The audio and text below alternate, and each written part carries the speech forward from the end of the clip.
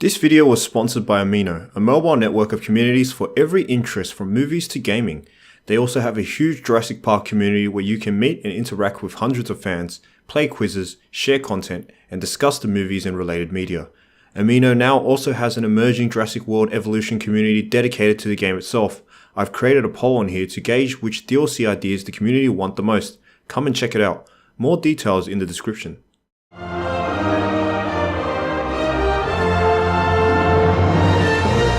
A couple of weeks ago, I uploaded my What's Next for Jurassic World Evolution DLC video, and it generated a lot of great discussion. Even though the focus of that video was on the dinosaurs, there were a lot of requests for me to make a video on attractions and buildings. So here we are.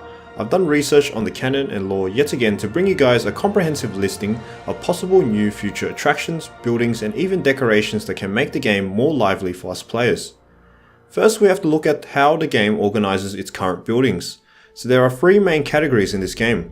Enclosures, which essentially includes anything that interacts with the dinosaurs, including the attractions for your guests to view them, or related to and including the fences in which you build the enclosures. Operations, which is generally, as its name suggests, all the operational aspects such as power and management. Finally, guest, which is what the visitors to your park interact with to satisfy their needs and generate you income. Over the course of the video, I will suggest new categories other than these three that will help organize the UI better and make it more coherent. Because a small problem I see with this game is that sometimes it takes a while to find what you are looking for in the build menu because you get a bit lost. I also propose a brand new mechanic called age groups, a form of demographic system which makes certain guests prefer buildings, attractions, and dinosaurs over others. This is inspired from both Operation Genesis and Planet Coaster, which will split the game into age groups consisting of families, young adults, and adults, which will allow you to handpick dinosaurs and also attractions that appeal to certain ages. Family groups appreciate herbivores and children-focused attractions, whilst young adults love adrenaline and the carnivores, whilst the older adults are paleo enthusiasts who prefer scientific accuracy, realism, and a heightened sense of luxury. Obviously, these are sweeping generalizations, but for the purpose of simplicity, we will go through this with this premise. Anyways, let's get into it.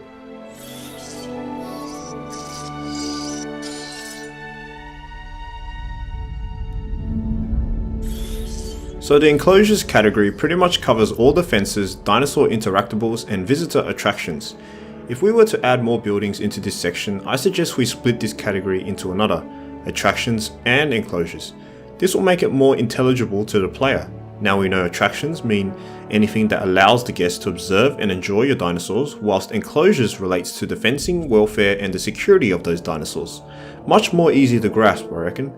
Sometimes I confuse attractions with the guests category and end up scrolling in there before I realize it's the wrong tab. Starting with the attractions, disappointingly there is only 3 in the current game. The viewing gallery, this is your standard hemispherical wide arc attraction that lets your visitors enjoy a large landscape. Next is your viewing tower, which has a much larger radius but a tighter arc, so it's meant to be used for longer distances. Right now in the current state of the game there is little space for giant expansive enclosures anyway, so I generally find this attraction pretty useless. Finally, the gyrosphere. This is the only inside enclosure interactable attraction and essentially is pretty similar to Operation Genesis' Safari Tour. It is the only one with a fun rating, which is surprising. I think the others should have like 1 or 2 fun rating at least. Let's take a look at some canon attractions. We start with the river kayaking. It would allow guests to kayak down waterways and observe the animals. This was known as the Cretaceous Cruise in Jurassic World, but to reduce confusion with actual boat cruises for our next attraction, we'll go with the kayaking name. A calming, family-friendly attraction that will appeal to all ages as the guests can kayak at their own pace, particularly appealing to families who are keen to see herbivores grazing along the riverbanks. Instead of kayaks, guests can ride in a larger tracked boat that can carry upwards of 8 people. Because of this, it can be reinforced and would require deeper and wider rivers or water bodies, allowing you to build these in more dangerous exhibits, featuring small and medium carnivores. It is inspired from the original novel Jungle River Cruise. Inspired from both the first Jurassic Park movie and Operation Genesis, this safari tour would follow a mechanical track or can be driven by park employees. Featuring the all-terrain 4-wheel drive Land Cruiser, it is suitable for foliage-rich and dense jungle exhibits such as the Dilophosaurus, and gives the opportunity to get really personal with the dinosaurs. As such, it is more of a thrill-seeker attraction with some element of danger. Just don't put an angry T-Rex with it. The Gallimimus Valley in Jurassic World features an open plain style enclosure with wide open spaces for the Gallimimus to roam, and the Jungle Trek was the main attraction. The Pinzgauer high mobility all-terrain vehicle could carry much more people at higher speeds than the Land Cruiser, and thus is more suited to larger, more expansive herbivore themed exhibits, such as ones with sauropods, hadrosaurs and ornithomimids, definitely more family oriented. The Treetop Gazers was a planned attraction for Jurassic World, for the Brachiosaur Valley, which allowed the guests to get up tall amongst the sauropods and feed them. It could feature different height platforms to cater to the tall Brachiosaurus, or the shorter Camarasaurus or Diplodocus, or Apatosaurus. Another attraction that would appeal to the families but also to the paleo enthusiasts. Beginning our species-specific dino shows, the Triceratops Territory was a periodic 2-hour feeding show that showed off the Triceratops of Jurassic World.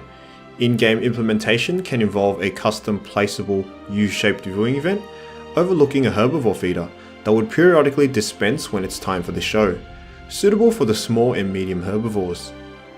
Likewise to the feeding show, this show instead allows the handlers to bring in small herbivores into an auditorium-style seating. In Jurassic World, the Pachycephalosaurs could perform using their dome heads to butt crates, but we can expand this to include the Ornithomimids and Dryosaurus if that ever gets into the game. More visibility than the herbivore feeding show. This was one of the hallmark attractions in Jurassic World, allowing the guests to watch the king itself feed. We can expand this to encompass a high platform reinforced glass viewing area where the guests can watch medium to large carnivores periodically feed. Definitely one for the thrill seekers and gore lovers. Might scare the kids. The Raptor Paddock allows guests to watch a choreographed feeding show from the Velociraptor. Once again, we can expand this to encompass the rest of the small carnivores in a metal walkway style viewer similar to the Raptor Pen in Jurassic World.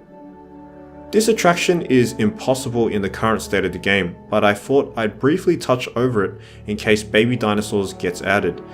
Immense catered fun for children, a wide range of infant, small, medium and large dinosaurs can be fed, pet and ridden, allowing up-close interactivity. Moving to custom attractions, this one is inspired by Operation Genesis. This viewing dome and tunnel system is lower visibility than the viewing gallery and viewing tower, but allows a much more intimate from below look at the dinosaurs, increasing the fun factor. Reinforced glass makes it suitable with any dinosaur type and can be placed next to feeders and water supplies for an intimate spectacle. With Frontier's refusal to consider very small dinosaurs such as Compsognathus, this is my idea for a way to implement them into the game without having to breed them into larger enclosures. Instead, we can plop down a self-contained exhibit which has its own built-in mini hatchery, feeding system and viewing area. An all-in-one solution for the Compy, Proceratosaurus, Stegosaurus, Ornitholestes and Saurolurus to name a few. Could even be utilized for herbivores such as Microceratus or Dryosaurus.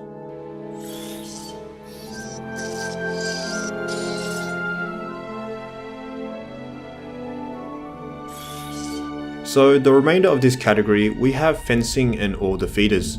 That's all fine. One small change I would like to make is the option for us to produce different feed, such as cows for the live bait feeder. This would be more expensive to replenish but contain an increased nutritional value. Inspired by Operation Genesis, with the addition of safari tours and river cruises, and a possible addition of carnivores being able to attack them, this might be a necessary new building to prevent predators from wandering too close to the attractions. It can be customized to send out different frequency sounds to scare off different types of dinosaurs, such as allowing herbivores while scaring off carnivores. In an opposite sense, sometimes it might be necessary to lure your dinosaurs closer to attractions or points of interest, or have an option to manually congregate your animals for whatever reason. Similarly, different gases can be used to attract different types of dinosaurs. This is a custom building that operates on specific enclosures by placing them onto that enclosure's respective fencing.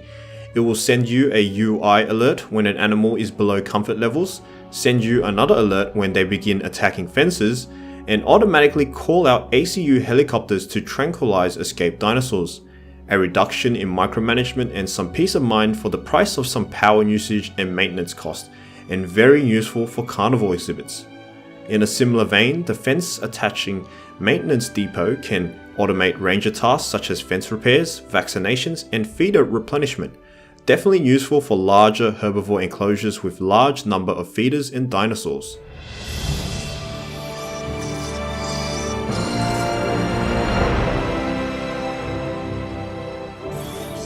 There are really only a few building ideas I want to add here, and even then they probably aren't really necessary. Although energy sources aren't a mechanic in this game, you just plop a power center and move on, so there really isn't much need for more energy sources. Having a wind turbine is a possibility for future when they add a marine DLC, which will open up the waterline and allow you to build into the ocean. Wind turbines are space efficient and generally require less maintenance but produce overall less power. They also won't need to be connected to a pathway, and you can place them on mountains and the water, something to think about for the future. This idea comes from the release of concept art by Nick Tagney for Jurassic World Evolution. Although most of the buildings he drew up ended released into the game, there was a peculiar one labelled the greenhouse. My guess was that this was a relic from an abandoned mechanic that you had to grow your own dinosaur feed. It would make sense with the lysine contingency idea, as the dinosaurs needed to be maintained via custom grown fodder with the lysine components. Likewise, an addition of the farmstead to produce lysine enriched goats and cows could be paired up with the greenhouse. I personally wouldn't mind this mechanic being introduced to improve difficulty if they can make maps larger and improve the terrain issues. This is more of a quality of life building addition, supposed after my playthrough of the game. The economic center's main function would be to allow marketing and advertising, allowing you to boost attendance rates. It would particularly be useful if we have a demographic mechanic allowing us to market towards certain age groups. Also, it could be a useful place for a fossil market, a feature that me and many others would love to see introduced. Also, the fossil economy can be expanded here, so you can see what dinosaur type fossils are highly sought after in the global markets, and you can prioritize your expeditions with this information to improve cash flow.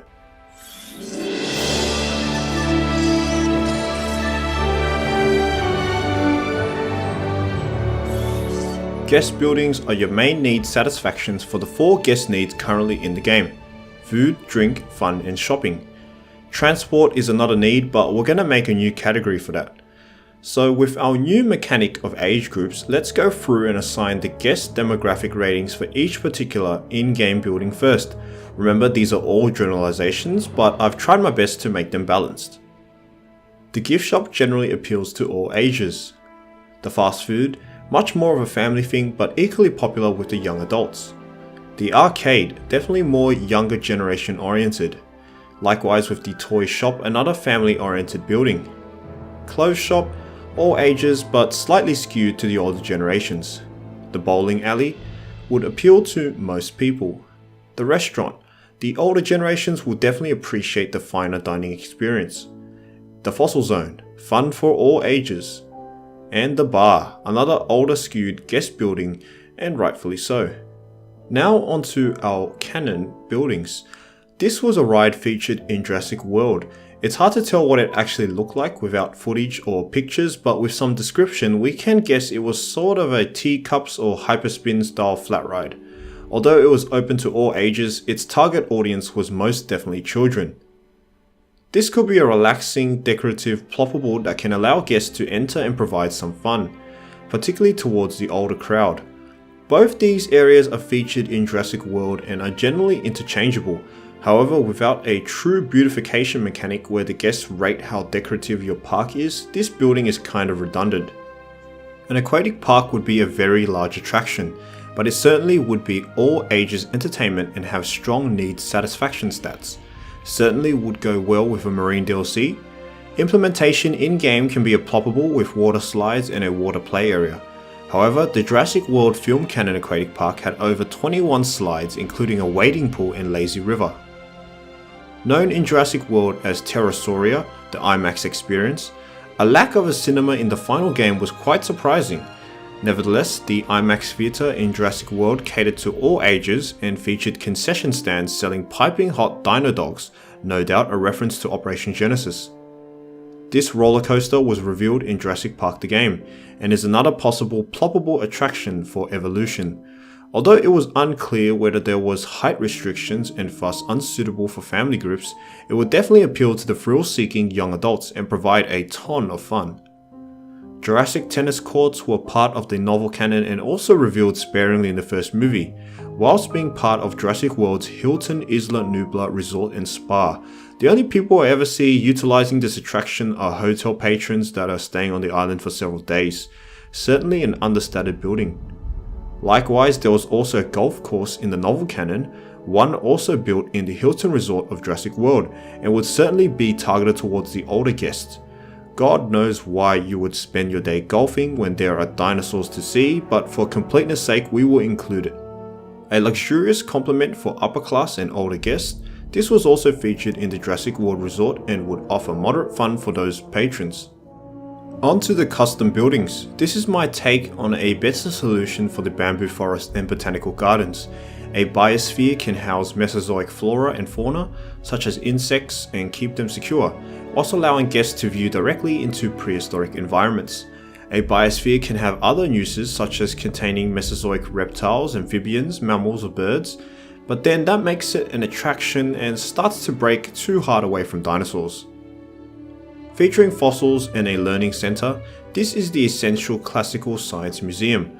Although it somewhat overlaps with what the Innovation Center is supposed to do, it can offer some fun and shopping needs whilst catering to all ages. A tropical climate screams out this idea and would bring some Central American or Caribbean cultural vibes to an otherwise very resort-like theme park. Offering local cuisine and drink options with a variety of shopping stalls, it also caters to all ages with a slight skew to adults. This is more fun golfing alternative centered towards children. The diner is a more casual dining option that offers great food and drink satisfaction directed towards more of the family groups and younger adults. The cafe provides some food and great drink satisfaction centered towards the young adult group but can be accessed by many. As the bar and the cafe appeals to older crowds, a more children-centered option should be needed. The milkshake parlor serves high drink needs and also ice cream, giving it some food relief.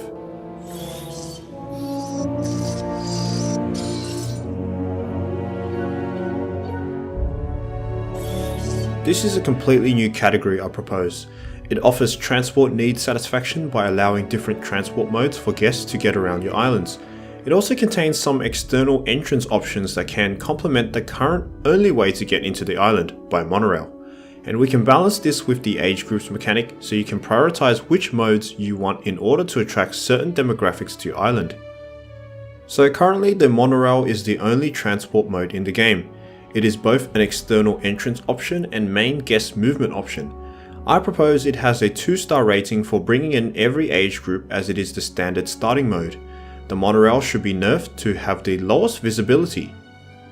The custom-built gondola lift in Jurassic World featured a glassed cylindrical cabin with both standing and seating options, allowing 360-degree views throughout. Like the monorail, building these over dinosaur enclosures can allow the guests to enjoy them, having pretty good visibility. Another great transport option for the game. The track Jeep Tour gets its inspiration from the first Jurassic Park's Park Tour vehicles, which followed a designated track. This is lower capacity than the monorail but can be paved on the ground and get close to fences to allow guests to enjoy the dinosaurs. However, it shouldn't be able to go into Enclosures itself, as that is limited for the safari tour. The ferry wharf is our first different external entrance option.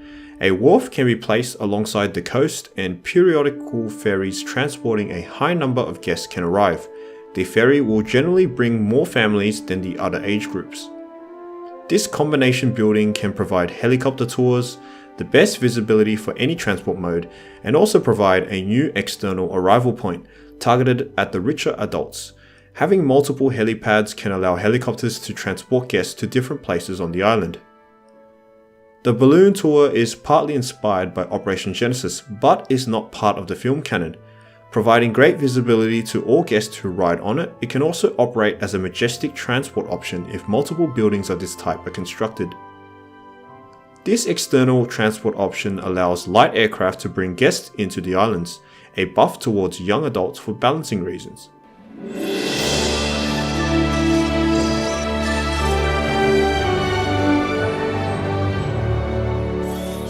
This is a brand new category that is separated from the original guest tab, as it satisfies the capacity condition. It's still quite hard to tell precisely how much hotels affect your overall park's capacity, but we can definitely treat it as a star rating and implement a similar age group function as the other guest related buildings. So the in-game hotel should be the highest capacity accommodation whilst catering to all age groups. The resort is the most prestigious form of accommodation, aimed at wealthy tourists or important guests. It does also provide great capacity. Overhanging apartments giving guests splendid views over the park. These are inspired by the Singaporean super trees at the gardens by the bay, and can be a dramatic yet majestic medium capacity building aimed at young adults. Safari lodges are low capacity and cheap but serene, providing a private condo close to the dinosaurs and giving a sense of true outdoor safari nature, preferred by family groups who want extra space for the kids but generally enjoyed by anyone. That finishes the main concepts I will be exploring in this video. A quick word to decorations. I believe any future DLC must contain them as well, having stuff like the amber pedestal, dinosaur skeletons, and even just lighting, banners and flags, and basic flowering objects that are placeable along the path sides are not only providing scenery and immersion but assisting the creative juices of the players. Things are currently very lacking in the game state right now. However, decorations are fairly extensive, so it's impossible to go over all of them. Maybe you guys can think of some good, unique ones. So that wraps up today's video. All the building ideas and attractions I have thought of are directly referenced from the lore, whilst the custom buildings and mechanical changes are inspired by other games or as a quality of life implementation after my playing time experience, or things that would add another layer of depth and complexity that would assist the very drab management aspect in the current game. As always, you guys can come up with your own, or any that I've missed out on that you think should make a good shout for a future DLC building or attraction. And how do you guys find the age group mechanic? Is it too tedious and unnecessary? Or like me, you would welcome a demographic preferential? Like and subscribe if you enjoyed this content. I'll definitely be doing more DLC speculation and videos on Jurassic World Evolution in the future. I'd like to give a shout out to my Patreon supporters. If you enjoy my content and wish to support me further, check out my Patreon link in the description.